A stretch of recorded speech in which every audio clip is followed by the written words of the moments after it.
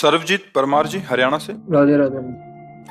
जय महाकाल। महाराज जी, आपको शिवरात्रि की हार्दिक शुभकामनाएं। महाराज जी, मेरा प्रश्न है, क्या राम नाम का जाप करके शिव जी की प्राप्ति की जा सकती है? अवश्य। शिव जी के गण बनना चाहते किस हाँ, अवश्य प्राप्ति कर सकते हैं। आप ऐसा भाव कर सकते हैं कि राम नाम भगवान शिव को बहुत प्रिय है। जैसे हमारे भगवान शिव को जो प्रिय हो वो हम भेंट चढ़ाते हैं ना, तो हम राम राम राम राम जप करके उनको देते हैं, उसका फल होगा, शिव की प्राप्ति हो जाएगी। समझ रहे? बिल्कुल कोई संशय नहीं, अवश्य प्राप्ति हो जाएगी। शिव जी का ध्यान कैसे करें? शिव जी की मूर्ति जी को मन में सोचें या कुछ और करें? मुझे समझ नहीं है महाराज जी। बच्चा, पहले नाम जप करो। ध्यान का अधिकार एकाग्र और पवित्र मन में होता है। ना एकाग्रता है ना पवित्र मन है तो आंख मूंद के देखो, अंधेरा नजर आएगा ना। पहले नाम जप करो। प्रायः सत्संग में सुना होगा, हमने एक का नाम जप करो और नाम का ध्यान करो।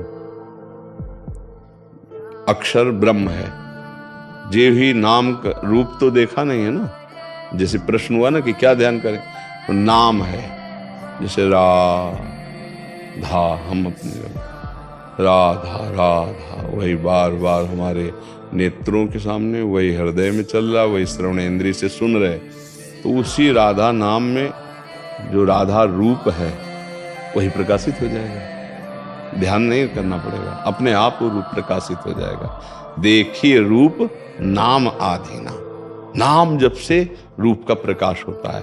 और ऐसे अगर आपको ध्यान करना है तो भगवान विश्वेश्वर विश्वनाथ जी का जो स्वरूप है शिवलिंग, अब उसको छवि में देखिए, वही बार बार ध्यान करते राम राम जपिए। समझ रहे? वास्तविक तो जो शिव का स्वरूप है वो प्रकाशित हो जाएगा, भजन से प्रकाशित हो जाएगा। जो हमारे हृदय में प्रकाशित होगा वो जो देखा सुना नहीं ऐसा है, वो जो न सुना है न देखा है ऐसा शिव का रूप है, और वो भजन से ही आएगा। जो अभी हम देख रहे हैं सुन रहे हैं ये माया युक्त स्वरूप है, और जो शिव है वो अगोचर है, मन बुद्धि से अगोचर है।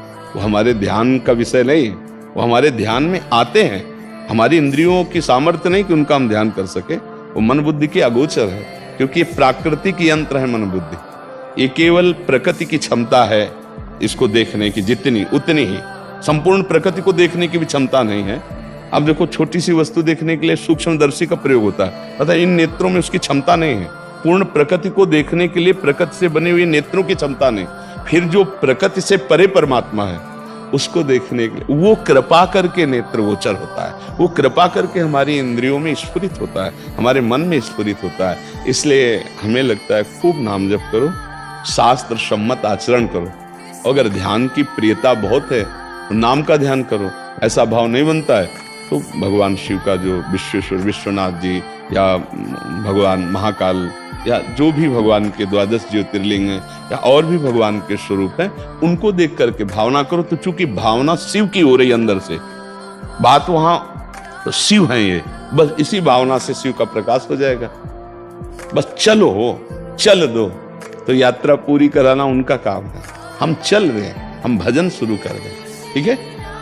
राम का नाम जपते हैं तो फिर राम में वो राम राम ध्यान आ जाते हैं।